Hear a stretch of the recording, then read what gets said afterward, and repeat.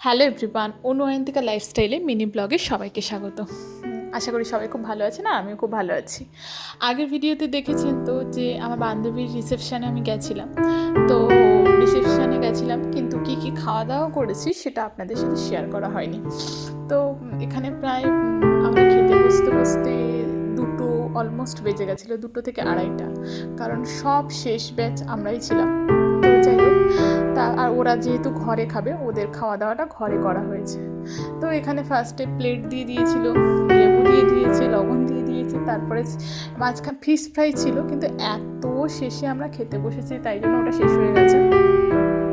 রাধা পল্লবী আর পনির, চানা পনির ছিল একটা, ওটা খুব ভালো হয়েছিল খেতে।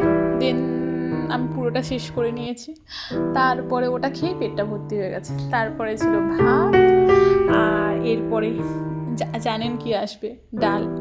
তো মাছের মাথা দিয়ে ডাল ছিল, এরকম আলু ভাজা ছিল, তারপরে ছিল চিংড়ির মালাইকারি, আর যেটা একটা চিংড়ি নিয়েছিলাম আবার রিপিট করছিল, যেটা আর খাইনি। তারপর ছিল মাটন ছিল, আমি মাটন দিয়ে খাবো বলেই বসেছিলাম, কারণ আর ফ্রাইড রাইস ছিল সাথে।